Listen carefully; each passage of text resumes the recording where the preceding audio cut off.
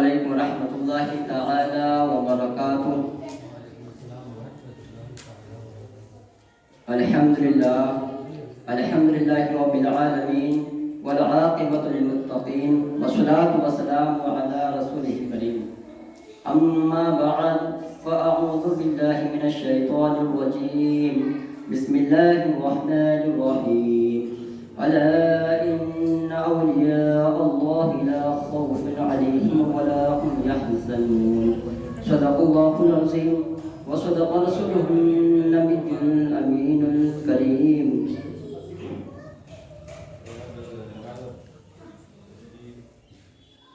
پیارے اسلامی بھائیوں، حضور پر نور سرور عالم صلی اللہ تعالی علیہ وسلم کی بارگاہ میں محبت کے ساتھ، عقیدت کے ساتھ درود شریف پڑھیں اور دل لگا کر پڑھیں۔ پڑھیں بلند آواز سے صلی اللہ علیہ نبی وآلہ صلی اللہ تعالی علیہ وسلم، صلاۃ و سلام علیک یا رسول اللہ صلی اللہ تعالی علیہ وسلم۔ اللہ تبارک و تعالی کلام مجید میں ارشاد فرماتا ہے، الا ان اولیاء اللہ لا خوف علیہم ولا هم یحزنون، بے شک اللہ کے ولیوں کو نہ کوئی خوف ہے اور نہ کوئی غم۔ پیارے اسلامی بھائیوں، جب اللہ تبارک و تعالی کلام مجید میں ارشاد فرما دے کہ اللہ کے ولیوں کو نہ ہی کوئی خوف ہے اور نہ ہی کوئی غم، تو واقعی سچ ہے اور حق ہے۔ لیکن جو اللہ تبارک و تعالیٰ کے ولیوں سے لگاؤ رکھتا ہے وہی سچا مسلمان ہوا کرتا ہے، کیونکہ اللہ کے ولیوں کا لگاؤ پیارے مصطفیٰ سے ہے اور پیارے مصطفیٰ کا لگاؤ اللہ تبارک و تعالیٰ سے ہے۔ جب اللہ تبارک و تعالیٰ کی بارگاہ تک ہم غلاموں کی، ہم گنہگاروں کی بات پہنچ جائے گی تو واقعی ہماری بات پوری ہو جائے گی۔ اور اللہ تبارک و تعالیٰ یعنی کہ جب اللہ تبارک و تعالیٰ کی بارگاہ میں اللہ تبارک و تعالیٰ کے نیک بندوں کے ذریعے جب ہماری بات پہنچے گی تو واقعی اللہ تبارک و تعالیٰ ہماری بات مانے گا، کیونکہ اللہ کے ولی جو ہوا کرتے ہیں وہ اللہ کے دوست ہوا کرتے ہیں۔ جو اللہ کے ولی ہوا کرتے ہیں وہ اللہ تبارک و تعالیٰ کے دوست ہوا کرتے ہیں۔ تو پیارے اسلامی بھائیوں، ہمیں ان سے لگاؤ رکھنا چاہیے جو اللہ تبارک و تعالیٰ کا دوست ہے، نہ کہ ان سے لگاؤ رکھنا چاہیے جو اللہ تبارک و تعالیٰ کی بارگاہ میں یعنی کہ اللہ تبارک و تعالیٰ کی رضا میں طرح طرح کی باتیں کریں، نہ کہ ان لوگوں سے لگاؤ رکھنا چاہیے جو اللہ تبارک و تعالیٰ کے جو نبی ہیں ان کے بارے میں طرح طرح کی باتیں کریں، بلکہ ہمیں تو ان سے لگاؤ رکھنا چاہیے جو اللہ تبارک و تعالیٰ کے ولی ہیں، ہمیں اور ان کے جو غلام ہیں ان سے لگاؤ رکھنا چاہیے، کیونکہ ایک دن ہمیں اور تمہیں یعنی کہ کل میدان محشر میں اللہ تبارک و تعالیٰ کی بارگاہ میں حاضر ہونا ہے، اور جب ہم اللہ تبارک و تعالیٰ کی بارگاہ میں حاضر ہوں گے تو ہمارے پاس اس وقت کچھ بھی نہیں ہوگا۔ ہمارے پاس صرف ہوگا تو یہ ہوگا کہ ہم جب دنیا میں رہے تھے تو ہم نے کس طریقے سے اپنی زندگی بسر کی، ہم نے اپنی زندگی کس طریقے سے طے کی، کیونکہ ہمیں اور تمہیں یعنی کہ سارے انسانوں کو اپنی زندگی کا پورا بات بتانی ہے کہ ہم نے اپنی زندگی میں کیا کیا۔ اگر ہم نے کسی جگہ بیٹھ کر اگر کسی کے بارے میں غلط خیال کیا، اگر ہم نے دنیا میں رہ کر کسی کے بارے میں غلط سوچا تو اس کا بھی ہمیں بھگتنا پڑے گا، کیونکہ ہم اللہ تبارک و تعالیٰ کی بارگاہ میں کھڑے ہوں گے۔ تو پیارے اسلامی بھائیوں، ہمیں ان لوگوں سے لگاؤ رکھنا چاہیے جو ہمیں اللہ تک لے جائیں، جو ہمیں اللہ تک لے جائیں۔ اور اللہ کے ولیوں میں سب سے زیادہ مرتبہ آتا ہے کس کا؟ غوث اعظم کا۔ آپ کا ایک واقعہ بتاتا ہوں، اس کے بعد میں رخصتی کرتا ہوں اپنی۔ پیارے اسلامی بھائیوں، اللہ تبارک و تعالیٰ کے جو ولی ہوا کرتے ہیں وہ ہر وقت نمازیں بھی ادا کرتے ہیں۔ یہ جو بچے بول رہے ہیں تو گزارش میں بیٹھ جائیں۔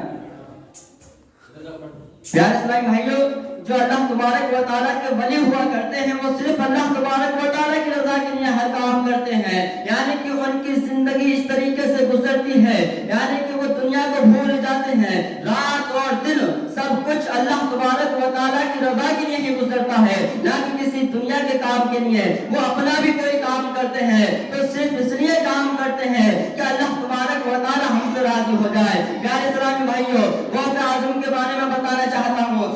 آپ طالب علم ہیں، طالب علم کے بارے میں بتاؤں گا، کیونکہ علم حاصل کرنا چاہیے، اللہ اللہ کے جو ولی ہوا کرتے ہیں وہ علم کی خاطر دوسری جگہ بھی جاتے ہیں اور وہ خود وہاں جا کر علم دین حاصل کیا کرتے ہیں۔ تو پیارے اسلامی بھائیوں، حضرت غوث اعظم رضی اللہ تعالی عنہ کہاں پیدا ہوئے؟ ملک عراق میں پیدا ہوئے۔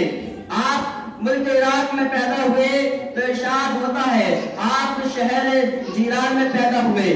آپ شہر جیلان میں پیدا ہوئے۔ جب آپ کی عمر شریف 18 سال کی ہوتی ہے تو آپ کے دل میں خیال آتا ہے کہ میں کہیں دور جا کر علم دین حاصل کروں، میں کسی اور جگہ جا کر علم دین حاصل کروں۔ اسی لیے وہ اپنی ماں سے عرض کرتے ہیں، میری والدہ، میری امی جان، میری اماں جان، میں چاہتا ہوں کہ میں اس شہر کو چھوڑ کر کسی اور دوسرے شہر میں جاؤں اور وہاں جانے کے بعد میں یعنی کہ اونچی تعلیم حاصل کروں۔ ہر کسی کی تمنا یہ رہتی ہے کہ اب میں نے یہاں پر علم دین حاصل کر لیا، کسی اور جگہ جاؤں اور وہاں جانے کے بعد میں علم دین حاصل کروں۔ اسی طریقے سے غوث اعظم رضی اللہ تعالیٰ عنہ اپنی والدہ ماجدہ سے کہتے ہیں، میری والدہ ماجدہ میں چاہتا ہوں کہ میں بھی کہیں اور دور جا کر علم دین حاصل کروں۔ پیارے اسلامی بھائیوں، آپ کی والدہ ماجدہ کہتی ہیں ٹھیک ہے بیٹا چلے جاؤ۔ آپ کی والدہ ماجدہ کہتی ہیں کہ بیٹا چلے جاؤ۔ آپ جب اپنی والدہ سے اجازت لے لیتے ہیں تو ایک قافلہ شہر بغداد کے لیے جانے والا ہوتا ہے، جہاں پر آج یعنی کہ غوث اعظم رضی اللہ تعالی عنہ کا مزار مبارک ہے۔ آج جس جگہ پر آپ مدفن ہیں یعنی کہ غوث اعظم رضی اللہ تعالی عنہ آپ جس جگہ پر آج دفن ہے وہی اسی جگہ کے لیے وہ قافلہ جانے والا ہوتا ہے۔ تو آپ کہتے ہیں کہ میں فلاں فلاں قافلے کے ساتھ میں روانگی حاصل کروں گا۔ پیارے اسلامی بھائیوں، آپ کی والدہ ماجدہ کہتی ہیں ٹھیک ہے بیٹا چلے جانا، لیکن جب وقت قریب آتا ہے پیارے اسلامی بھائیوں، درود شریف پڑھ صلی اللہ علیہ نبی صلی اللہ تعالی علیہ وسلم۔ یہ بہت ہی پیاری محفل ہے اور ہم تو اللہ تبارک و تعالیٰ کے گھر میں بیٹھے ہوئے ہیں، اس جگہ میں بیٹھے ہوئے ہیں۔ اللہ تبارک و تعالیٰ کے پیارے نبی نے ارشاد فرمایا کہ مسجد جو ہے یعنی کہ دنیا کے اندر سب سے اچھی جگہ ہے۔ مسجد سب سے اچھی جگہ ہے، جب اس میں آئیں تو ادب کے ساتھ بیٹھیں، نہ کہ ہم یعنی غلط طریقے سے بیٹھیں اور اس میں بیٹھیں تو گفتگو دنیا کی نہ کریں، صرف دین کی باتیں کریں۔ تو پیارے اسلامی بھائیوں، میں بتا رہا تھا یعنی کہ وہ قافلہ شہر یعنی کہ بغداد شریف کے لیے روانہ ہونے والا ہوتا ہے۔ آپ اپنی والدہ سے اجازت لیتے ہیں اور اجازت جب لیتے ہیں، جب آپ کی والدہ ماجدہ آپ کی گدری میں یعنی کہ 40 اشرفیاں سی دیتی ہیں، وہ اشرفیاں اس لیے سی دیتی ہیں کہ بیٹا جب تم وہاں پہنچ جاؤ تو اپنا خرچہ انہی اشرفیوں سے کر لینا۔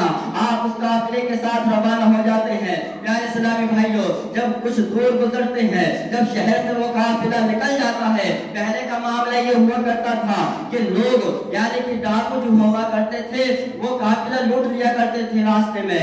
ایسا ہی ہوا جب آپ کا قافلہ جنگل کی طرف روانہ ہوا تو وہ ڈاکو جو راستے میں بیٹھے ہوئے تھے وہ اسی فراق میں بیٹھ رہا کرتے تھے کہ یہاں سے کوئی قافلہ نکلے گا تو ہم اسے لوٹ لیں گے۔ تو پیارے اسلامی بھائیوں، ہوتا یہ ہے کہ وہ قافلہ اس جگہ پہنچ جاتا ہے جس جگہ پر وہ یعنی کہ وہ لوگ بیٹھے ہوئے تھے، وہ ڈاکو بیٹھے ہوئے تھے۔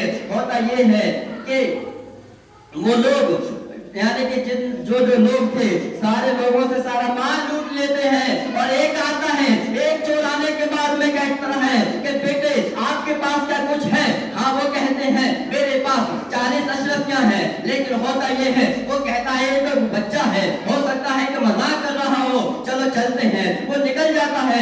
اسی طریقے سے ایک دوسرا اور آتا ہے، آنے کے بعد میں وہ بھی کہتا ہے کہ بیٹے آپ کے پاس کچھ ہے؟ آپ کہتے ہیں ہاں میرے پاس 40 اشرفیاں ہے۔ اسی طریقے سے دو آتے ہیں، پھر ایک تیسرا آتا ہے، آنے کے بعد میں وہ بھی یہی مطالبہ کرتا ہے، اس سے یہی سوال و جواب ہوتا ہے۔ لیکن آگے کیا ہوتا ہے پیارے اسلامی بھائیوں، ایک سچ کی برکت دیکھیے کہ کتنے گنہگار لوگ ان یعنی کہ جو اللہ کے ولی ہیں ان کے ہاتھ پر توبہ کرتے ہیں۔ آگے کیا معاملہ ہوتا ہے، جب سارے چور ایک جگہ آتے ہیں، آنے کے بعد میں اپنے سردار کے پاس پہنچتے ہیں۔ جب اپنے سردار کے پاس پہنچتے ہیں تو ان کا جو سردار ہے وہ کہتا ہے کہ کسی کے پاس اب کچھ بچا تو نہیں، کہ کسی کے پاس کچھ یعنی رکھا تو نہیں گیا؟ تو وہ کہتے ہیں کہ سردار جی ہمیں کچھ نہیں معلوم، لیکن ہم نے جتنے لوگ ہیں سب کا سب کچھ لے لیا، لیکن ایک بچہ ہے، ایک نوجوان لڑکا ہے، وہ کہتا ہے میرے پاس یعنی کہ میری گدری میں 40 اشرفیاں سلی ہوئی ہیں، وہ کہتا ہے کہ وہ میرے پاس ہیں، لیکن اس کے ساتھ ساتھ دوسرا بھی یہی کہتا ہے اپنے سردار سے، اور تیسرا بھی یہی کہتا ہے، لیکن وہ کہتا ہے سردار کہتا ہے کہ میں بھی چاہتا ہوں کہ وہ کون سا بچہ ہے، میری بھی تمنا ہے کہ میں اسے دیکھوں اور میں بھی اسے یہی سوال و جواب کروں۔ پیارے اسلامی بھائیو، سچ کی برکت دیکھی کہ سبحان اللہ۔ ہوتا یہ ہے کہ وہ سردار کہتا ہے کہ اس بچے کو میرے سامنے لایا جائے، اور جب آپ کے لیے اس سردار کے پاس لے جایا گیا تو وہ سردار کہتا ہے کہ بیٹا آپ کے پاس کچھ ہے؟ تو آپ کہتے ہیں ہاں میرے پاس 40 اشرفیاں ہیں۔ وہ کہتا ہے کہ کہاں پر ہیں؟ آپ کہتے ہیں میری بغل میں چھپی ہوئی ہے، یعنی کہ میری بغل میں سلی ہوئی ہے، لیکن وہ کہتا ہے سردار کہ ہاں دیکھنا چاہتا ہوں، میں چاہتا ہوں کہ تو جھوٹ بول رہا ہے یا سچ بول رہا ہے۔ پیارے اسلامی بھائیو، ہوتا یہ ہے وہ حکم دیتا ہے، وہ سردار جو تھا، جو ڈاکو تھا، وہ کہتا ہے کہ ہاں میں دیکھنا چاہتا ہوں کہ تیرے پاس واقعی اشرفیاں ہے یا نہیں ہے۔ وہ حکم دیتا ہے کہ اس کی یہ گدری کھلی جائے، یعنی کہ اسے پھاڑا جائے، اسے پھاڑا جاتا ہے۔ پیارے اسلامی بھائیو، اس میں ہوتا کیا ہے؟ واقعی 40 اشرفیاں موجود ہیں، واقعی 40 اشرفیاں موجود ہیں۔ کہیے سبحان اللہ، سبحان اللہ۔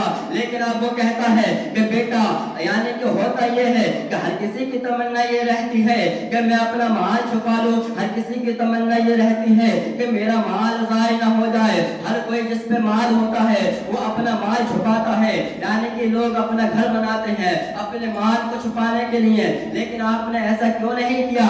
آپ نے ایسا کیوں نہیں کیا؟ آپ تو جھوٹ بول سکتے تھے، آپ تو کہہ سکتے تھے کہ میرے پاس میں کچھ بھی نہیں ہے، لیکن آپ فرماتے ہیں، کون فرماتے ہیں؟ ولیوں کے سردار یعنی کہ غوث اعظم رحمت اللہ علیہ ارشاد فرماتے ہیں میں نے اپنی والدہ ماجدہ سے عہد کیا تھا، میری والدہ ماجدہ نے کہا تھا کہ بیٹا چاہے کسی بھی حال میں ہو، چاہے کسی بھی پریشانی میں ہو، چاہے کسی بھی تکلیف میں ہو، جھوٹ نہیں بولنا ہے، جھوٹ نہیں بولنا ہے۔ میں نے اپنی والدہ ماجدہ سے وعدہ کیا ہوا پورا کیا ہے۔ تو وہ سردار کہتا ہے، وہ رونے لگ جاتا ہے، وہ کہتا ہے کہ مجھے کتنا وقت ہو گیا، مجھے کتنا ٹائم ہو گیا، میں نے اللہ تبارک و تعالیٰ سے یعنی کہ جو وعدہ کیا ہے، یعنی کہ میں اللہ تبارک و تعالیٰ کا شکر ادا نہیں کرتا، بلکہ میں لوگوں کو پریشانیاں دیتا ہوں، لوگوں کے مال لوٹتا ہوں، لیکن تم ایک انسان ہو کہ تم نے اپنی اللہ یعنی کہ اپنی ماں کا جو عہد کیا تھا اسے نہیں توڑا۔ میں بھی چاہتا ہوں، میں بھی توبہ کرنا چاہتا ہوں۔ ہوتا یہ ہے جتنے ڈاکو تھے یعنی کہ جو سردار تھا وہ کہتا ہے کہ میں آپ کے ہاتھوں میں توبہ کرنا چاہتا ہوں۔ پیارے اسلامی بھائیو، وہ سردار آپ کے ہاتھوں میں توبہ کرتا ہے اور اس کے جو ساتھی تھے ان سے کہتا ہے اب میرا اور آپ کو کوئی معاملہ نہیں رہا، میں چاہتا ہوں کہ تم چلے جاؤ، میں چاہتا ہوں کہ میں نے چوری چھوڑ دی، میں نے ڈکیتی چھوڑ دی، اب تم مجھ سے جدا ہو جاؤ، تمہارا اور میرا معاملہ کچھ نہیں رہا، اب میں چاہتا ہوں کہ تم مجھ سے دور ہو جاؤ۔ لیکن وہ چور کیا کہتے ہیں، ان کے ساتھی کیا کہتے ہیں؟ وہ کہتے ہیں کہ سردار یعنی کہ جب ہم ڈاکہ کرتے تھے، ڈاکہ ڈالا کرتے تھے، ہم چوری کرتے تھے، اس وقت بھی آپ ہمارے سردار تھے، اب ہم چاہتے ہیں جب آپ اچھا کام کر رہے ہیں، آپ نیک ہو رہے ہیں، آپ اللہ سے ڈر رہے ہیں، آپ توبہ کر رہے ہیں، تو ہم بھی چاہتے ہیں کہ ابھی اسی وقت ہم بھی آپ کے ساتھ ساتھ توبہ کر لیں، نیک ہو جائیں، اچھے انسان ہو جائیں، تاکہ کل ہم قیامت کے دن یعنی کہ اللہ تبارک و تعالیٰ کی بارگاہ میں کھڑے ہوں تو اس وقت ہمیں شرمندگی حاصل نہ کرنی پڑے۔ تو پیارے اسلامی بھائیو، ہوتا یہ ہے کہ سارے ڈاکو تھے یعنی کہ وہ سب توبہ کر لیتے ہیں اور ان کا معاملہ یہ ہوتا ہے کہ وہ سارے کے سارے ولی ہو جاتے ہیں، ایک ولی کے ہاتھ میں ہاتھ دینے سے سارے کے سارے ولی ہو جاتے ہیں۔ تو پیارے اسلامی بھائیو، ہمیں یہ ہونا چاہیے کہ ہمیں اللہ کے جو نیک بندے ہیں ان سے لگاؤ رکھنا چاہیے۔ اور اس میں ایک معاملہ سامنے یہ آیا کہ ہمیں علم دین حاصل کرنا پڑے تو ہمیں کہیں بھی جانا چاہیے، یعنی کہ ارشاد ہوتا ہے، حضور نے فرمایا چاہیں کہ ہمیں علم دین حاصل کرنا پڑے تو یہاں سے لے کے ملک چین تک ہمیں جانا چاہیے۔ تو پیارے اسلامی بھائیو، جب ہمارے نبی بھی کہتے ہیں، حضور نور سرور عالم صلی اللہ علیہ وسلم بھی کہتے ہیں، تو ہمیں ہونا چاہیے کہ ہمیں علم دین حاصل کرنا چاہیے، ہر کس تمنا ہونی چاہیے۔ وما علینا الا البلاغ المبین۔